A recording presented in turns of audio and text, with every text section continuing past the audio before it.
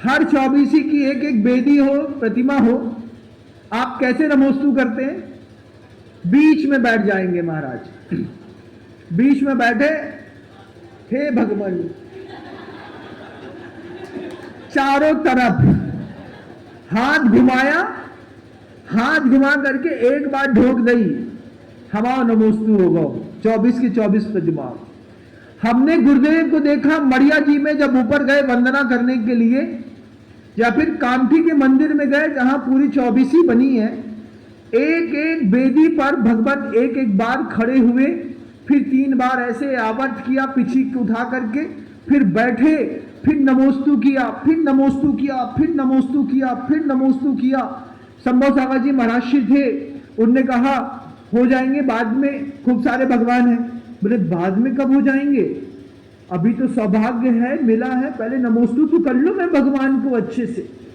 एक बिंब के प्रति गुरुदेव की देव भक्ति देखने लायक थी कि अगर 24 की 24 बेदियां हैं, हर बेदी में गुरुदेव गर्मी में भी खड़े होते, बैठते, कायोसर करते, फिर आकर के अपने कमरे पर बैठते। हम जवान खून के लोग भी मंदिर में किस तरीके से नमोस्तु करते हैं आप देख लीजिएगा। आधे तो हाय हलू वाले हो जाते हैं, आधो झुके बहुत है काय, अरे अब जीन्स टाइट पहन लो, बना जरा दिक्कत सी हो रही। हाँ, फिर एक ने दूसरे ने बहाना मार लो, घुटना पिरात महाराज, बैठ नहीं पाए। घुटना तो 80, 77, 75 साल में उधर भी फिरते दर्द होते होंगे ना, लेकिन आचार्यों की देव भक्ति देखने लायक होती है। एक एक मंदिर, एक एक बेदी पे जाकर के एक एक बार बैठ करके नमोस्तु करना, खड़े होना। दर्शनम जिनेन्द्राणाम क्या है, पाप संघात कुंजरम, खुशी सूल ले लेता है और फिर उसके कान में गड़ा देता है। कान में गड़ाने से हाथी नियंत्रित होता है। आज कोई नियंत्रण नहीं चाहता। नियंत्रित करने का मतलब है बुराई लेना, नियंत्रित करने का मतलब है कि सामने वाले से विरोध लेना। लेकिन गुरुदेव कहते हैं अगर नियंत्रण में नहीं रहे तो हाथी हाथी नहीं रहेगा और महावत महावत नहीं रहेगा। इन दो के संबंध से ही हमेशा हाथी का सौंदर्य विकसित होता है। शिष्य का सौंदर्य भी हाथी के जैसा है।